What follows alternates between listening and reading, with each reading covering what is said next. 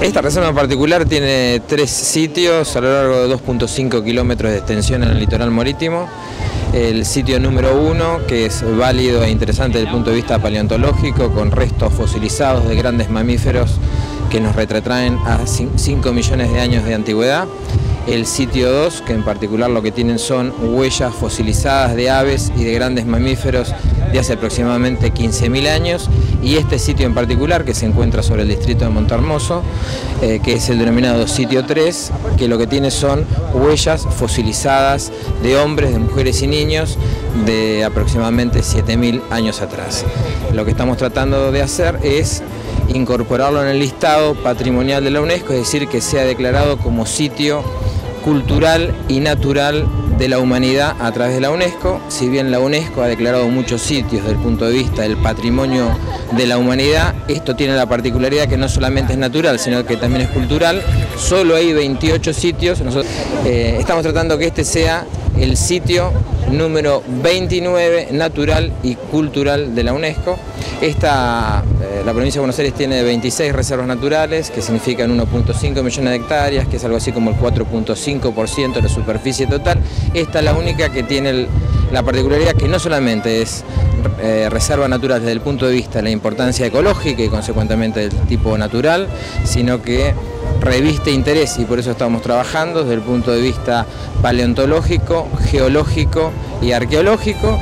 Paleontológico por el sitio 1, arqueológico porque en el sitio 3 no solamente tenemos estas pisadas fosilizadas de hombres, sino que tenemos herramientas y elementos que tenían que ver con su vida natural y que nos permiten reconstituir en cierta manera qué es lo que acontecía desde la vida social en estos ámbitos hace 7.000 años.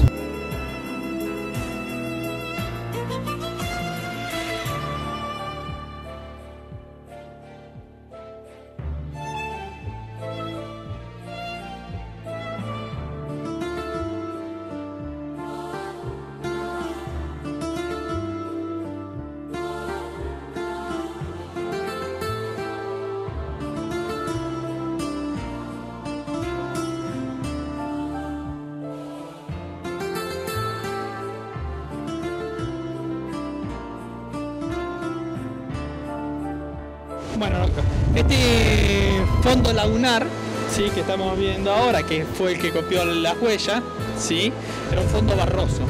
Y ese mismo material lo podemos llegar a encontrar en una marea baja extraordinaria, muy abajo, y que justo el mar haya sacado la arena, forma como unas cubetas, que los arqueólogos le pusieron de nombre La Soya.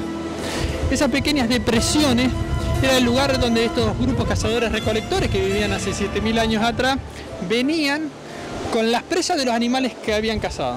¿Qué animales cazaban? Principalmente lobo marino. Algunos venados, algunos ñandú y algunos guanacos y algunas corvinas negras. En esas cubetas terminaban de despotar los animales que habían sido cazados. Se sabe, por ejemplo, que despotaron más de 70 lobos marinos. ¿Por qué? Porque contaron 70 húmeros derechos. Entonces de esa manera se determina de cuántos animales pudieran haber sido despostados en ese lugar. Y el animal fue cazado en otro lugar porque no está todo el animal. Están ciertas partes del animal como que eran las partes comestibles de estos animales. Junto a eso, ¿qué se encuentran? Diferentes lascas, piedras con diferentes filos que utilizaron para procesar ese animal.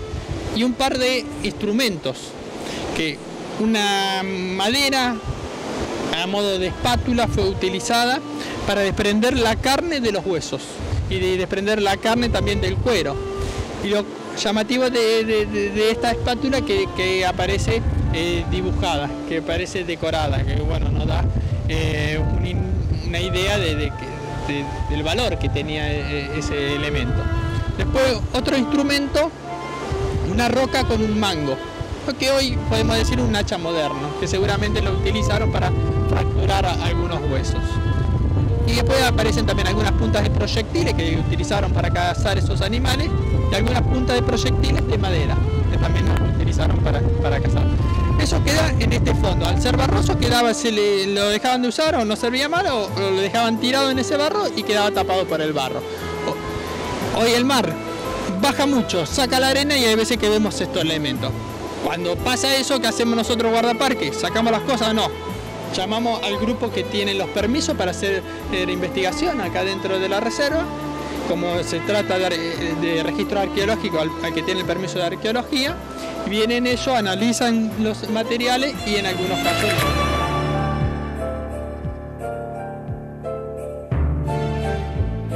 Todas las manchas negras tienen que ver con esta planta que Cristina le decía que se veían las semillitas. A las huellas no se le puede sacar la fecha de cuánto tiene. Entonces lo que hay que hacer es buscar ese sustrato, que un elemento orgánico, y de esa manera se va a determinar esa huella qué fechado tiene. Entonces se hace la prueba de carbono 14, que todos la han escuchado, que es medir cuánto carbono desprendió ese elemento orgánico de que se empezó a descomponer. Y de esa manera se sabe la fecha que Cristina labra, 6.400, 6.500 hasta 7.500 años. Acá es muy común, pero en la parte de paleontología no se conservan casi restos vegetales, entonces es muy difícil poder fechar las huellas paleontológicas. Y acá es muy fácil, ahí cerca, porque hay estos elementos. Acá, fíjense ustedes, ¿ven ahí todos los cachos de vegetal que hay? Son todos fragmentos de plantas. Entonces es muy sencillo. Se fecha la capa, incluso los primeros fechados los hicimos, como se precisan muestras muy pequeñas, de menos de 2 gramos, los hicimos sacando con una pinza de depilar las semillitas de rupia de adentro de una pisada o de 2 pisadas al lado, porque era difícil aceptar la antigüedad que tenía estas pisadas acá en la costa. Raro, llamativo es que cómo estos elementos orgánicos no se descompusieron. Piensen que esto no se descompuso, una ramita cae en el barro y no se compuso. Y eso se dio gracias a que había muy poco oxígeno en ese barro y entonces hizo que no se pueda descomponer. Que en realidad hay una alga que se ha desarrollado en estas capas, tanto aquí como en la olla, y que forma lo que se denomina un biofilm. Es como lo que nosotros usamos, claro, para envolver los alimentos, una cosa así, un pequeño film, y ese pequeño film es un estabilizador y produce ambientes sin oxígeno. Como no hay oxígeno, no hay putrefacción, y entonces la conservación es del grado excepcional que tiene todo aquí en este sitio, tanto acá como en la olla, donde uno puede encontrar artefactos de madera como si lo hubieran hecho ayer a la tarde.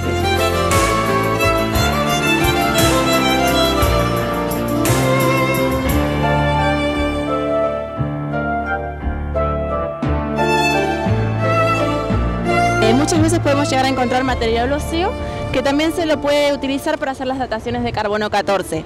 Bueno, en este caso se puede distinguir muy fácilmente, no solamente porque sobresale del sedimento, sino que a su vez tiene una coloración totalmente distinta. Bueno, nosotros como que ya estamos acostumbrados también a identificar este tipo de material. Corte o barremos la arena, vamos a encontrar una barranquita y son diferentes depositaciones, diferentes capas, que tenés un periodo más o menos de 1000 años, lo cual indica que hay dataciones de carbono 14 de 6.000, más o menos 6.300 años, y hay otras de 7.500, lo que nos indica que durante 1000 años estas personas visitaron el área en busca de su alimento. Esto era un...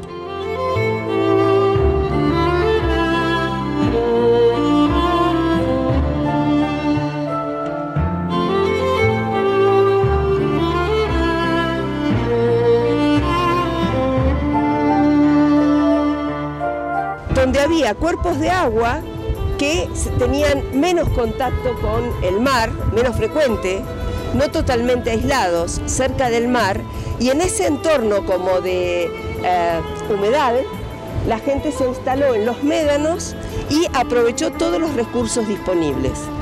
En la olla tenemos evidenciado el procesamiento de lobos marinos. Capturaban lobos marinos, los traían acá y los procesaban.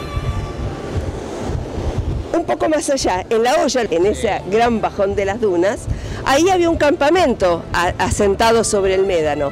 Y ahí, en lugar de estar capturando solo lobo marino, predominantemente lo que estaban haciendo era capturando gigantescas corvinas negras, que debieron tener, algunas de ellas, por los elementos esqueletales que hemos encontrado, probablemente pesos de más de 10, 15, 20 kilos. Y esto era como un circuito, digamos así, donde en la parte donde nos paramos primero, de acuerdo al análisis estadístico del tamaño de las huellas, sabemos que la parte del grupo que estaba representada ahí eran chicos, eran niños a veces muy pequeñitos, hay pisadas de 10 centímetros, 12 centímetros, como el nenito de Rubén. Y en segundo término, pisadas medianas, que pueden ser de una mujer o de un adolescente masculino, y un solo rastro de hombre. En cambio, ahora cuando nos movamos hacia aquel otro sector, vamos a ver pisadas donde predominan las pisadas masculinas caminando en un sentido. Allá son todos, claro, allá son todos chicos moviéndose alrededor de una laguna.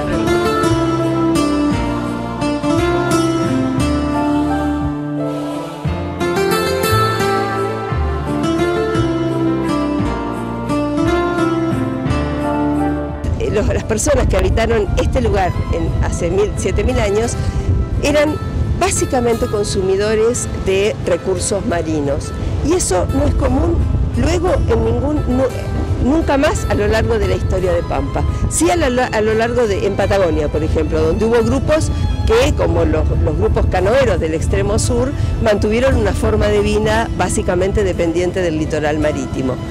Acá en Pampa la gente no se asentó solo en la costa, hacía interior costa como un ciclo estacional para aprovechar mejor los recursos que de acuerdo a la estación varían y están más disponibles o en la sierra o en los valles o en la costa.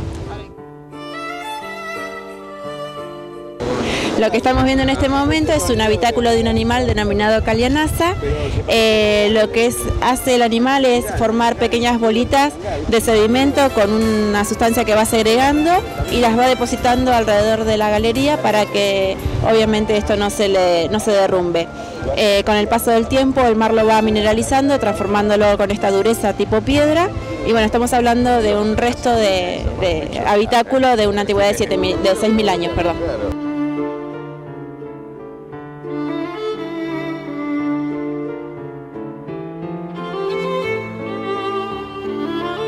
Para declarar reserva natural y cultural de la UNESCO es menester que acontezcan determinadas cuestiones. Uno es el acompañamiento de las autoridades locales. Esto en particular está tan acompañado por las autoridades locales que quien brega, quien negocia, quien lleva adelante las negociaciones es el propio gobernador de la provincia, Daniel Scioli, con más naturalmente el acompañamiento, en este caso particular, de los dos intendentes locales, tanto el intendente de Montehermoso como el intendente de Coronel Rosales. ¿Qué otro elemento nos pide la UNESCO para poder incorporarlo en su lista patrimonial? Elementos que tengan que ver con la preservación del lugar. Y la verdad que nosotros podemos poner de manifiesto que hemos trabajado en varios, en particular existe una ley que lo declara área de reserva natural protegida, es decir, que no solamente es una instancia de defensa desde el punto de vista legal, sino que también es la incorporación de otro poder del Estado que también demuestra el acompañamiento político en aras del objetivo que estamos persiguiendo.